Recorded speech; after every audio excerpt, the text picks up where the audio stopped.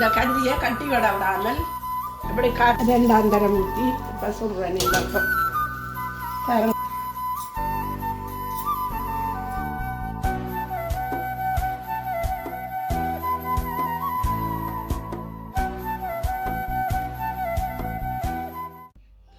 அன்பான உறவுகளுக்கு வணக்கம். இன்று நான் என்ன செய்ய போகிறேன்னா அப்பத்துக்கு மா அரைக்க போகிறேன். அதுக்கு என்னென்ன சாமான் தேவைன்றதை காட்டுறேன். வாங்க வீடியோக்கு போகலாம். 4 சுண்டு அரிசி நனையை போட்டு நான் 2 சுண்டு சிவப்பு அரிசி 2 சுண்டு வெள்ளை அரிசி இப்போ 4 சுண்டு. அதுக்கு இளநீ எடுத்து வச்சிருக்கிறேன். 2 தேங்காய் இளநீ, பாதி தேங்காய் பூ எடுத்து வச்சிருக்கிறேன். வாங்கோ எப்படி அரைக்கிறதுன்றதை காட்டுறேன். இளநியை விட்டு நான் அரைக்க போகிறேன். இளநீ காடாதா தண்ணியை விட்டு தான் அரைப்பேன்.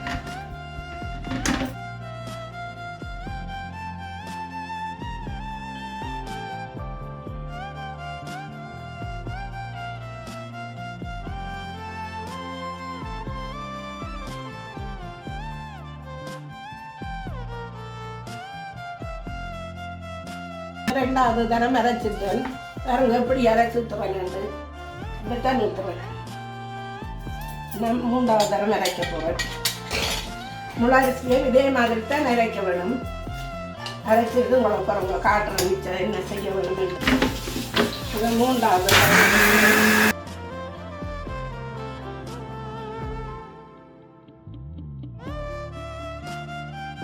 இந்த அரிசி வந்து நல்ல அரைப்பட வேணும். பாருங்க அப்படி அரைச்சிருக்கிறேன்னு நல்லா பட்டு மாதிரி அரைக்க வேணும்.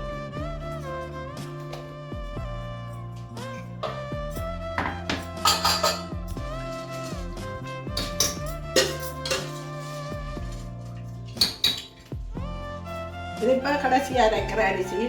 பாருங்க இதில் கொஞ்சம் அரிசி தான் அரைக்கிறேன். இந்த அரிசி அரைச்சி இந்த அரிசியை கஞ்சி காய்ச்ச போகிறேன். அரைச்சி கஞ்சி காய்ச்சிக்கே காட்டுவேன்.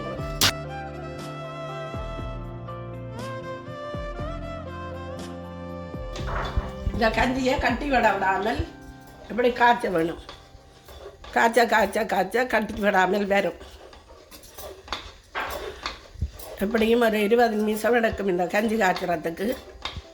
இந்த கஞ்சியை காய்ச்சித்தான் நான் மாவோட சேர்த்து குழைப்பேன்.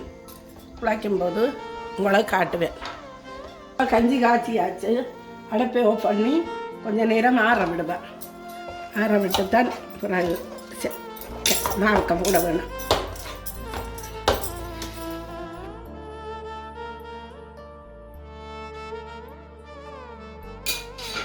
இதோட இந்த தேங்காய் பூவை போட்டு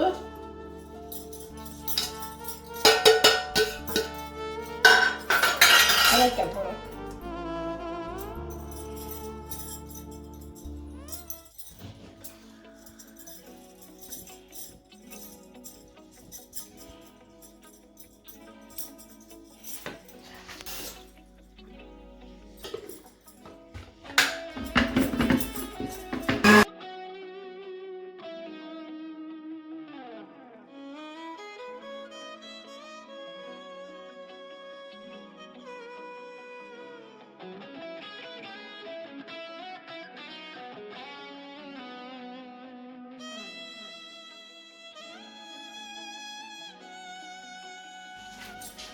இந்த கஞ்சி எல்லாம் அடித்தாச்சு.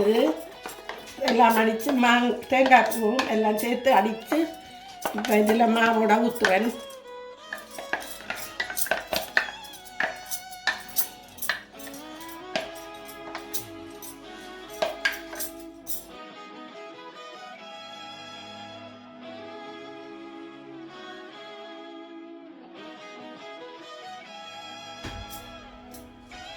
முந்தின காலத்தில் எல்லாரும் சொல்லுன்னா புக்க கரையக்கூடாது, கஞ்சி கரைஞ்சதுண்டா அப்பம் எடுபடாதுன்னு சொல்லி மா அரைச்சு அது அரிதட்டில் அரைச்சு குருணைங்க எடுத்து தான் எங்களுடைய அம்மாக்கள் அப்பத்துக்கு போடுறது. அந்த காலத்தில் என்னென்னா குருணி கரைஞ்சதுண்டு சொன்னால் அப்பம் எடுபடாதுன்னு சொல்லுவேன். இப்பெல்லாம் நாகரிகம் மாறின மாதிரி இந்த அப்பத்துக்கும் மாறிடுது. இப்போ இந்த கஞ்சியை காய்ச்சி இதில் போட்டு அடித்து தான் தேங்காய் பூ போட்டு அடித்து ஊற்றி வச்சுட்டு நாளைக்கு புளிச்ச பிறகு தான் அப்பம் சுட வேணும். அப்பம் வேலையெல்லாம் முடிஞ்சுது. இனி பாருங்க, இப்படி இந்த பதத்துக்கு தான் அப்பத்துக்கு நான் கரைக்க வேணும். இப்படியே நாளை கிள்ளி ஊற்றி சுடும்போதும் உங்களுக்கு காட்டுவேன். நீங்களும் தெரியாத பிள்ளைகள், சின்ன பிள்ளைகள், நீங்களும் செய்து இதை பார்த்து செய்து பழகம் கொண்டு உங்களுக்கு காட்டியிருக்கிறேன். வாங்கோ, நாளைக்கு அப்பம் சுடும்போது காட்டுறேன் உங்களுக்கு. வாங்கோ, அப்பம் சொல்கிறது பார்ப்போம். பாருங்க அப்பம்மா எப்படி புளிச்சிருக்கண்டு. பாருங்க, நல்ல நிற வர அளவுக்கு அப்பம்மா புளிச்சிருக்குது. நேற்று கரைச்சி வச்ச வழியே அப்படியே இருக்குது. பாருங்க, இந்த பதம் தான் அப்பத்துக்குமா கரைக்க வேணும். நீங்கள் எப்படி சொல்கிறதான்னு காட்டுறேன்னு வாங்கோ.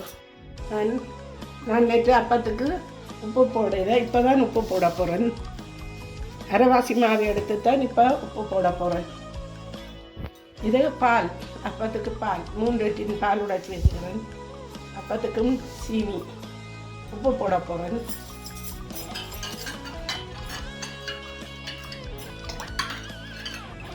பாருங்க, இந்த மாவில் கொஞ்சம் கிள்ளி இதுக்குள்ள விட வேணும் பாலுக்கு. அப்போ தான் அப்பம் நடுவில் பால் வத்தி வரும். இல்லைன்னா பால் வத்தாது.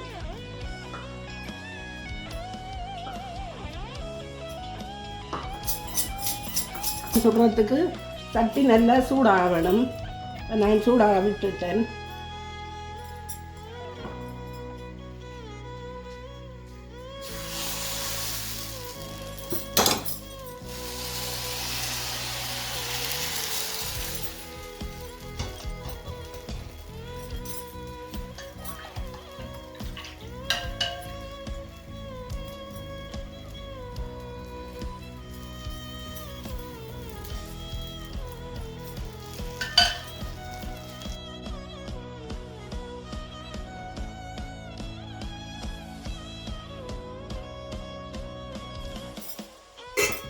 அதை மெத்த சட்டியும் வச்சுக்கிறேன். அதில் அப்பம் ஊற்ற போகிறேன்.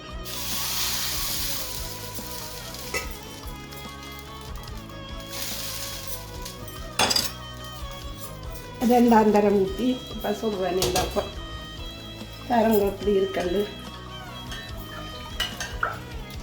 நீங்கள் அப்பம் சுடும்போது பாலுக்கு கொஞ்சம் மாவிட வேணும். விட்டாத்தான் உங்களுக்கு அப்பம் பியாமல் வரும். இல்லைன்னு சொன்னால் கொஞ்சம் இப்படி தூக்கி இப்படி சுழட்டி விட்டால் பால் வத்திடும். ஈஸியாக அப்பம் சுடலாம். தெரியாதண்டு சொல்லாமல் இது பழகுங்க. இல்லை பாருங்க, அப்பத்தை எப்படி வந்திருக்கண்டு. இப்படித்தான் அப்பம் தர வேணும்.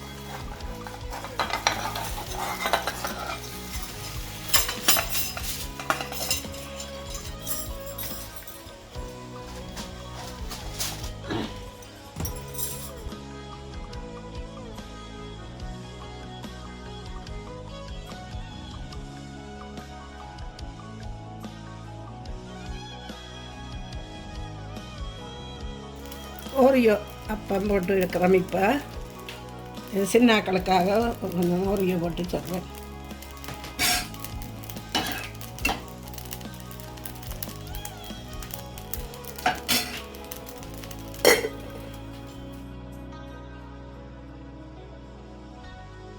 இன்று அப்பம் சுட்டு முடிஞ்சது. நீங்களும் இதே மாதிரி சுட்டு சாப்பிட்டு பாருங்க. வேலை சிம்பிளாக சுடலாம், கஷ்டப்பட தேவையில்லை. ஓகே, மீண்டும் ஒரு வீடியோவில் சந்திப்போம். சப்ஸ்கிரைப் பண்ணுங்க, பெல் பட்டனை அமர்த்துங்க, லைக் பண்ணுங்க, கமெண்ட்ஸ் பண்ணுங்க. ஓகே, பாய்.